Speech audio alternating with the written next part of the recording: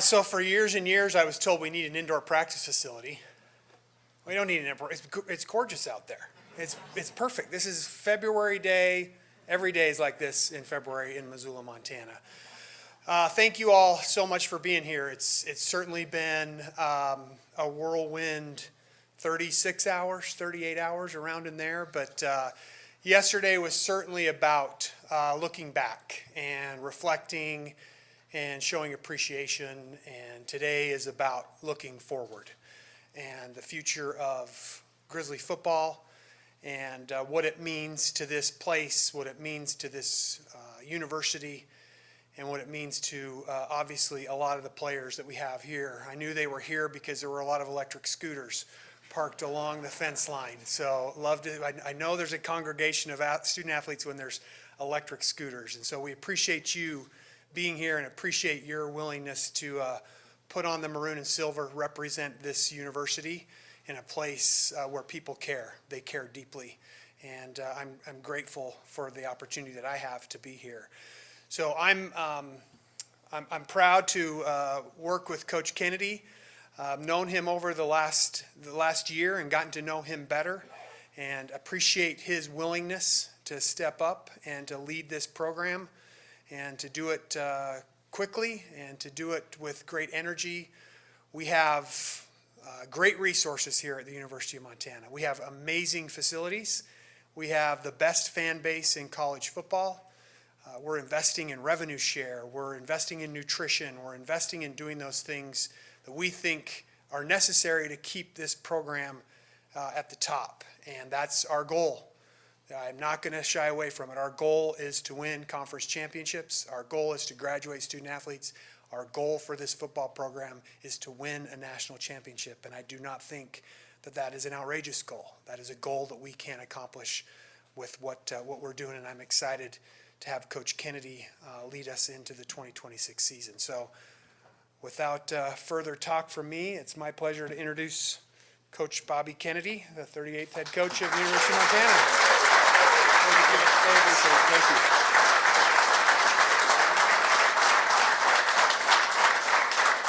Well, first of all, let me say thank you, right? Thank you to Kent and the other senior staff that I know were huddling on short notice to try to find, you can't replace Bobby Houck, right? Like, not only is he a great head coach, or I should say was a great head coach, okay, but also the best special teams coach in America.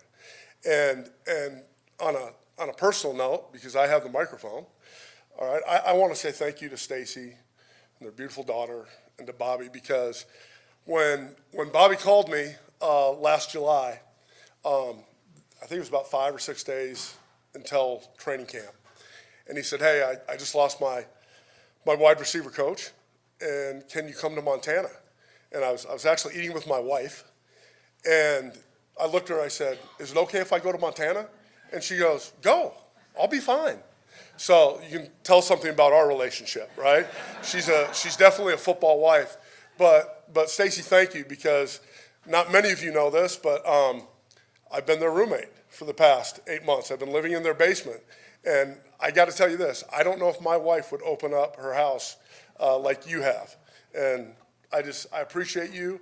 I love Bobby and your family. And so thank you. I really appreciate it. The other thing that I really wanted to touch on was, we've got great young men on our team, okay? And great accomplishments last year, but that is in the past. What we did, what we didn't do, that's in the past. I want to move forward with this team. We've got great guys, okay? Guys that come to work every day, great character guys. And trust me when I say this, okay? They are invested in moving this program forward. And I just want you guys in the back to know how much I appreciate you and your support.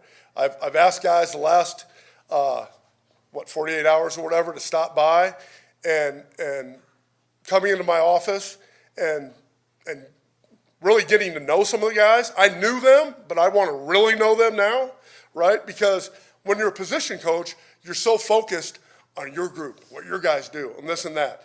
And my pledge to you guys, everybody in this room, right, that's a player here at the University of Montana, is I'm going to know you personally, and I'm going to invest in this team and invest in you and try to move this thing forward. Okay, not try. We're going to move this thing forward. Thank you.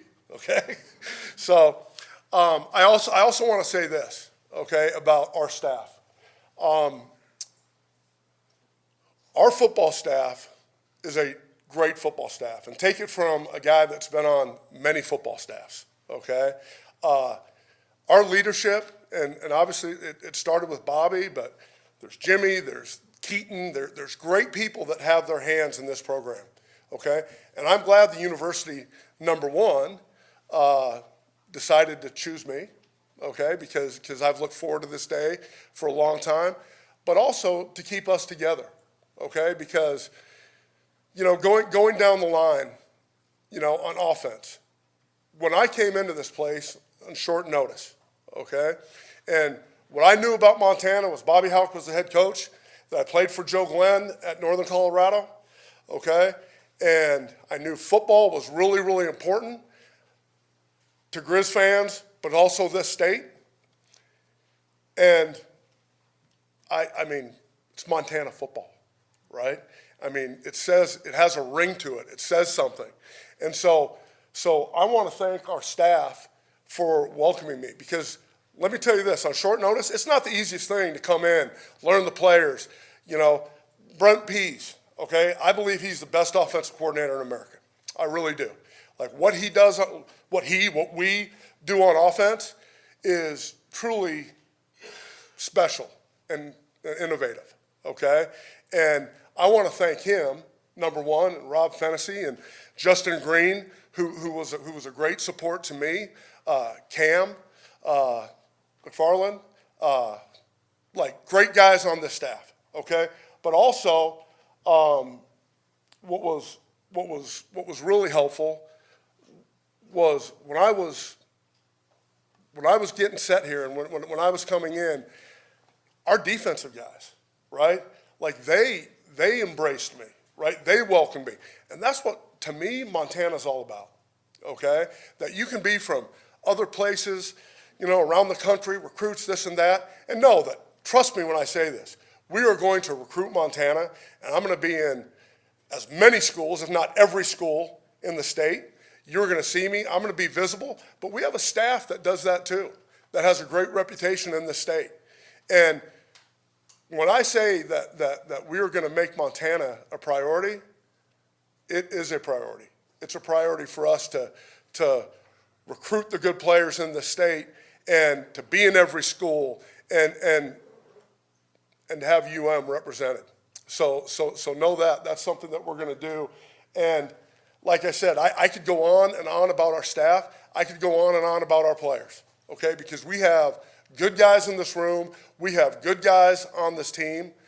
And like I said before, they are willing, right? And it's our job as coaches, right, to keep pushing them and to keep getting them better every day. And like I said about our staff, we have the right staff to do that. So I'm really excited. And I mentioned, right, our defensive staff with Roger Cooper, Tim Houck, Mike Linehan, Kim McLeod, like great guys. You can be proud of those guys, okay? The other thing that I'd like to say is this to our players and our team, okay? And it comes from our staff, but it's also going to be you guys, right? We're going to represent the University of Montana the right way, and you have, okay? You have. And Coach Houck has done a masterful job, okay? A masterful job with these guys and what we do and what we represent. That's going to continue. We are going to get our degree from the University of Montana. We're going to go to class, represent ourselves in the right way. But let's not forget about football, okay? Let's not forget about football. Our goal, okay, is to win the Big Sky Championship, but ultimately the national championship. And that's what we are setting dead aim for, okay? And trust me when I say this, okay? As long as I'm in this position, that's going to be my goal. That's going to be my purpose every day. and every day when I coach these guys, and they're going to get our best as a staff and my best as the head coach. But know this, okay? This is going to be my last job, okay? Whether it's long, let's make it be long, okay? Okay? Or however long it is, let me say that, right? Like I want this to be my last job, okay? I want to do it with these guys, and I want to do it with these players in back, and I want to do it with the great Grizz fans and the people of Montana. So thank you. I don't know if you can tell, I am jacked, okay? I am jacked, and I am ready. I'd say we're ready to get to work, but trust me when I say this, we've been working, okay? And once again, I love the Hawks, and I can't repay you enough. Thank you, Bobby, for retiring, okay? But also, I wanted to recognize two people that are here, and I almost ended without doing this, but I've got my lifelong best friend here, and I apologize that my wife is not here, okay? You will see her, okay, LaShonda. You will see her. Love of my life, okay? I hope she says that about me. But two of my dear friends, my best friend from kindergarten all the way till now, Bruce Lippian is here, and his wife Susan. They heard about this, and they said, we are getting on a plane today. And they've been here 3 or 4 times. But it was important for them to be here. It was important for me to have your support. And thank you to the players that are here. Because, listen, this thing doesn't work without you guys, okay? And you guys are important. You guys are special. And let's get to work. So thank you. Appreciate it.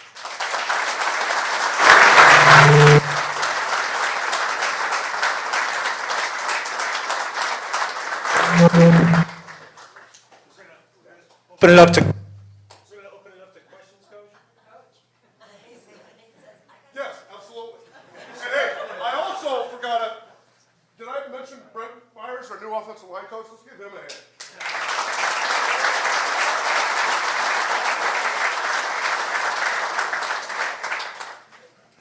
I'm not sure if this microphone's going to work. There we go. Okay, we're going to have some questions from the media now, and we'll just pass the mic around. Coach, when were you first asked about the possibility of taking over as head coach? How long did it take you to say yes, and why do you want to be a head coach when you've been a position coach your entire coaching career? Yes, so I'll answer that last question first. I've had the opportunity to be a head coach before, okay? I did not take that opportunity because I was at a really good place, and I was experiencing not only my position, but as a team, some incredible success. And I wanted to make another run at something that I thought was really special. But I've interviewed for a number of jobs. I finished second a couple times. I think they really screwed up, okay? But anyway, I've wanted to be a head coach. You know, like I told you, my friend Bruce Lippian is here from Austin, Texas. And I remember when I grew up in Boulder, Colorado, we used to ride our bikes up to the Buffs practice almost every day. And whether it's Chuck Fairbanks or Bill McCartney, I was like, that's what I want to do, okay? And I always believe this, right? Whether you're a head coach or an assistant, right? How you have an impact on players is most important, okay? My role thus far has to be an assistant. I think I've had a really positive impact on a lot of players. I talk all the time, and you'll see it, I wear it every day, okay? My guys know this, and it says right now, it says Montana wide receivers, the family you choose. It's kind of one of my mottos. But wherever I've been, okay, they chose me, I chose them, we chose each other, so let's make it special, right? And that's been my goal. But having an impact on players has always been my priority.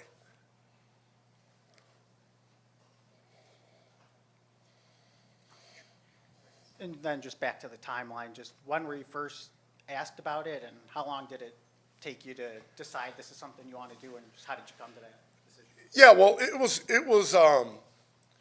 it was relatively soon after Bobby talked to Kent, and I think the process. I think our senior staff had a process that they had to go through, but it was I would say relatively soon. And to answer your question, how long did it take? Yes. Okay. So this is one of the premier jobs, if not the premier job, right? I believe in college football. Okay. And so to me, I mean, I've been hitting the head, but it doesn't take me that long to say yes. Okay.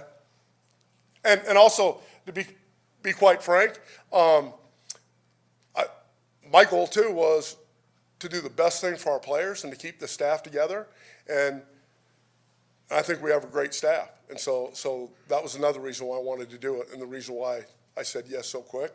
And Kent assured me of that. So thank you. Thank you. You're welcome. All right. Coach, you've been in football your whole life. You've said you wanted to be a head coach one day. How would you describe just what this moment means to you right now? Special, right? Because, opportunities, they come and they go. But when you feel that you're a fit, and like I said, that had to do with Bobby, right, and Stacy, and the offensive staff, Coach Pease, and the defensive staff, and the players, right? Like, it was apparent to me, okay, like when you enter a new staff, especially at late notice, okay, that you're like, yeah, this is going to work, right? And not to bore you all, but as training camp went on into the season, when I got home for Thanksgiving during our first bye, and I think I told you that my wife said, "You really love it there, don't you?" And I said, "Yeah, I do." And she goes, "Do you feel like you're a fit?" I said, "Yeah, I think I'm a great fit." But once again, that doesn't happen without players embracing you and with the staff embracing you. And so I'm most thankful for those guys because, like I said, this is a special place, and kind of reminds me where I grew up in Boulder, very similar, right? It's like this is a special place, and I'm really fortunate to be standing here. But have I wanted to be a head coach? Absolutely. And tell you the truth, I think I was a good assistant. Was I okay? Okay. I think Stace? Okay, I think I was a good assistant, but I always thought like managing people and getting people on the same page and not getting them to do what you want them to do, but getting them to do what's best for them and what's best for the team. So yeah, I think I've been able to do that as a position coach, and now I'm looking forward to doing it as a head coach. What have you learned from being around a lot of different head coaches, and what kind of attributes do you think you were going to bring to the table as a head coach? Yeah, so I'll tell you this. I've been around some great guys. Starting with, we can go down the line from John Makovic to Joe Paterno, to Joe Tiller, Jim Caldwell, Rick Neuheisel, like so many guys. Kirk Ferentz, John Embry, David Shaw, right? I think I mentioned Kirk Ferentz. Like I've been around great head coaches, and Mac Brown, gosh, I'd hear about that one now. Okay, like Mac Brown, like Mac, right? He was a guy that you want to talk about managing people and pushing people the right way. Like I take that from him. David Shaw, right, and Jim Caldwell, such smart guys, and like player driven, right? Player driven. And if you ask me like what I want to be player driven. I want to be Montana driven, okay? And what's best for the University of Montana, what's best for our players, okay? Those are the things. But taking bits and pieces, Bobby Houck, God, how can I forget Bobby Houck, okay? Right? Let me tell you, as good as any guy on that list, okay? As good as any guy on that list. And like being around special people and being around what I think are some of the legends in the game, okay? Yeah, right. Hopefully that's had a big impact on me, and I can take bits and pieces of things that maybe I really, really liked and things that maybe were a little unique. How's that? Okay? Congratulations. Thank you. On that note, what sort of things have you learned this last year from Coach Houck just about Montana football? Yeah, so the culture, right? Like there's a way we do things, and the schedule, and being consistent, and the toughness of how we practice, right? And I'm going to tell this to the players, okay? And, you know, the things that are important, trust me when I say this, we're going to do when Coach Houck is done, okay? But, like, I see his organization and his detail, his fire, okay? I'd like to say that he's got fire, but, you know, I got a little juice too, okay? And so I've taken away so much. And the other thing I'll say too is being his roommate the last 8 months, right? It's been good to pick his brain, right? And to see the other side of him at home. But I will say this, okay? I told him, I said, listen, if we're going to live together, okay, when I come home, you're not the head coach, okay? Like, we're roommates. So understand, like, no, this is the way it's going to be. No, we're going to talk about it, and we'll come to a conclusion. No, I'm just joking. I've joked with him about that, but I'll tell you, I have such respect for him and the way we do things, from the Thursday meetings to the practices in the stadium on Friday to going outside when it's cold and guys are looking at, well, God, we do have a beautiful bubble. And trust me when I say this, if I'm lucky enough to be here a long time, we're just getting started. Okay? So, is that all right? Okay? But anyway, I've learned like so much from Bobby, and just being around him in those intimate settings, like, you know, there's a Montana way, and you know, it ain't broken, so let's not screw with it. Yeah, how do you continue to sort of push that Montana way forward, but also make it your own and sort of put your stamp on it as a head coach? Yeah, well, same thing, right? From all the head coaches that I've been with, right? You have to, like I said, take bits and pieces of the good things that when you were an assistant, and hopefully implement, okay? And to me, pushing Montana forward, right, is, God, I see our staff every day, right? We're not just saying, oh, hey, we had a great year last year, let's roll out the ball. Like, we're looking at tape, we're evaluating, right? Like, trust me when I say, like, we're doing the little things every day to push this place forward. And here's my charge, and I'm going to say this. I told the staff this morning, right, that number one, not only am I honored to be the head coach, okay, and to be chosen to be the head coach, but I trust Brent and the offensive staff. I trust Coop and Tim and the defensive staff, okay? My deal is, okay, I got to get out. I got to hit the ground running. I got to recruit. I got to be around the players, right? That's how I'm going to push this thing forward, okay? And when I say that you will not find anybody, like, you all will probably get sick of seeing me, okay? Because I plan on being out, and I plan on being very present.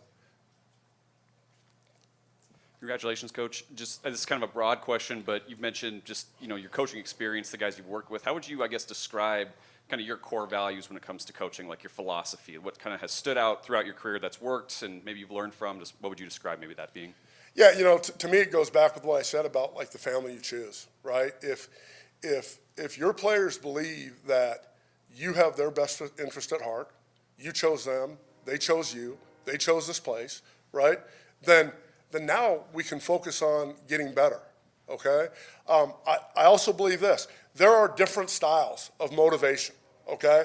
I go back to a time when I recruited a great kid at the University of Texas. Shout out to Keenan Robinson, okay? And he was on campus a short time and did something that wasn't egregious, right? But, you know, I brought him in and I kind of dressed him down. And not that there's not a time and a place for that, but, you know, sometimes it's good to find out all the facts before you do that. And so part of my philosophy is, right, to listen, right, to have, like everybody says, open door policy, right?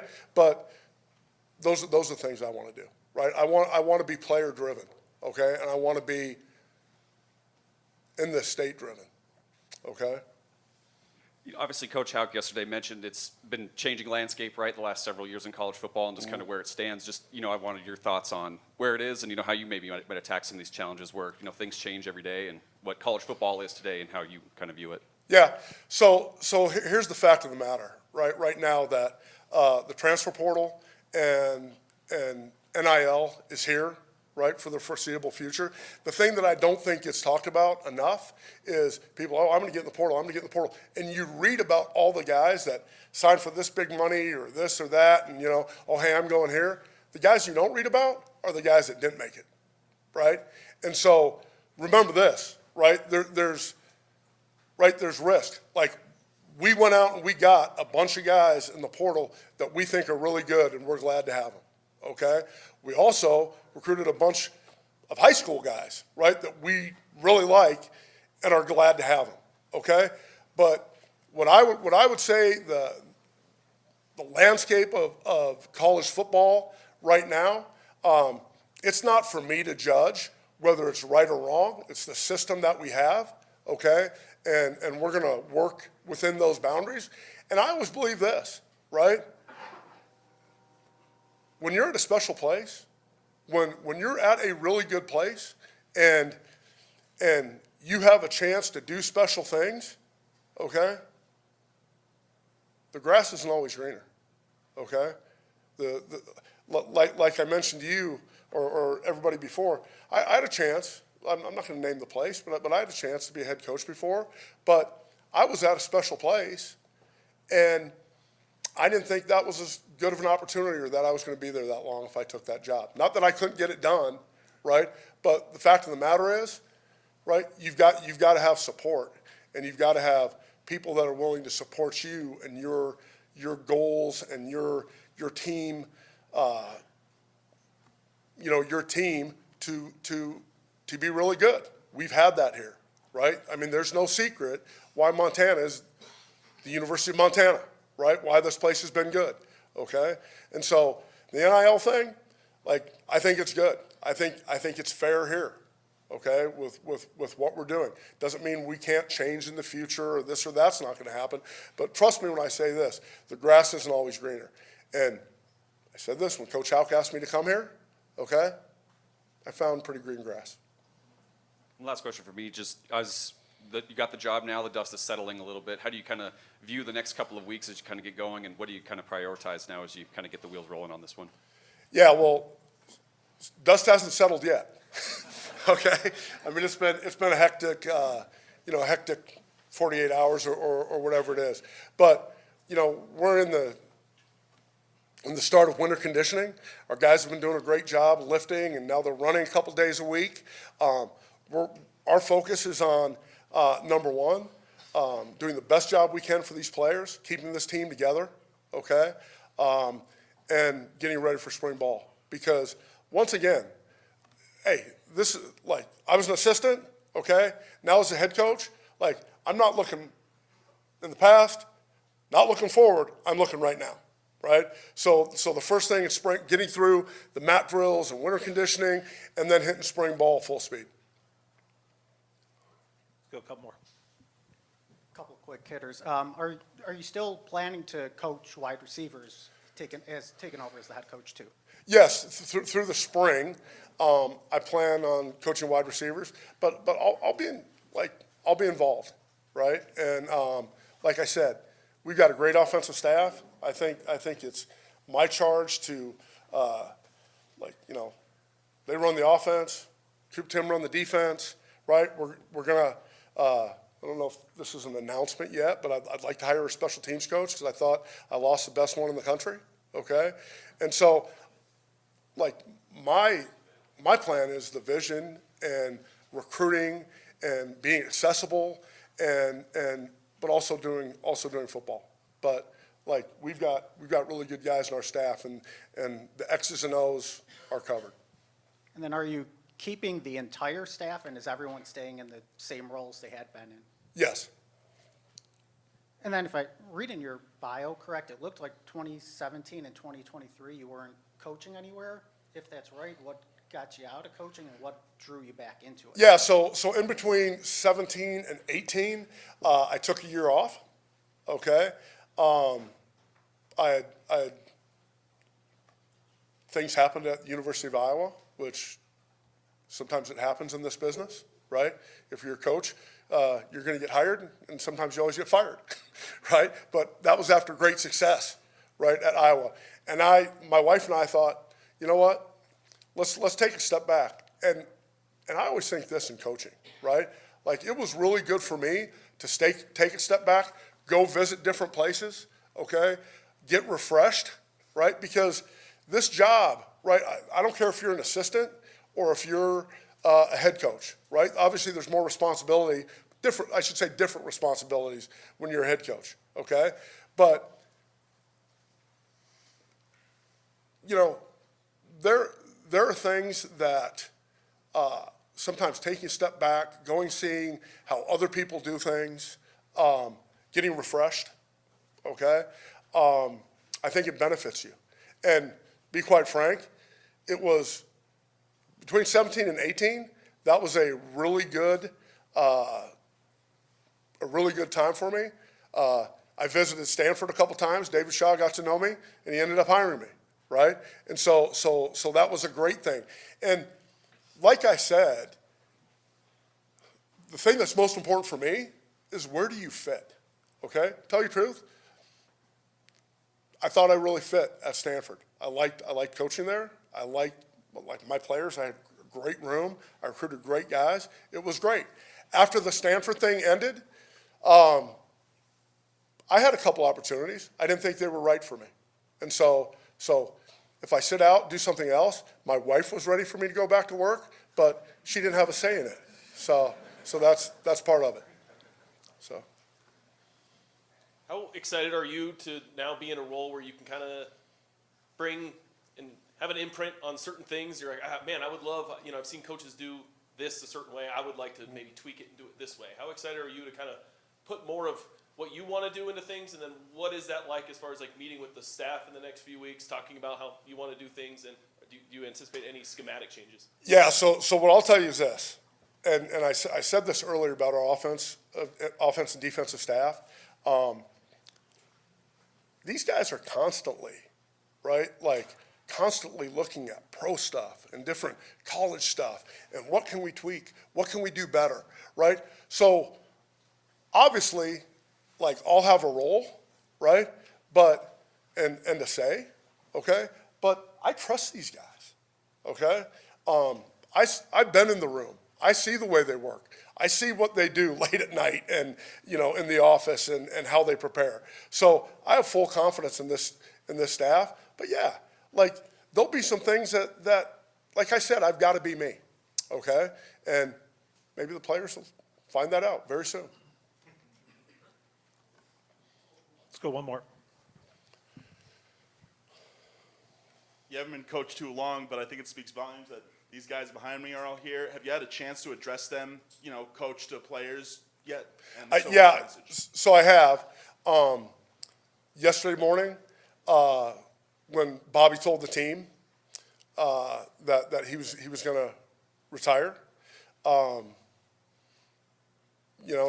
he was unbelievable, like speaking from the heart and what what's been important about this place and these players and what's for him. And then right after that, Kent came in the room and they announced me, and I was kind of happy. I was kind of relieved that it was a pretty good response. So it was, whew, I was like, boy, dodged that bullet. Okay, so yeah. All right, thanks so much, everybody, for being here. We'll have Kent stick around. If anybody has questions for Kent Haslam, we can have Kent step up to the podium if there's any questions. Otherwise, have a great afternoon, and thank you for being here. Oh, one last thing. Go Grizz.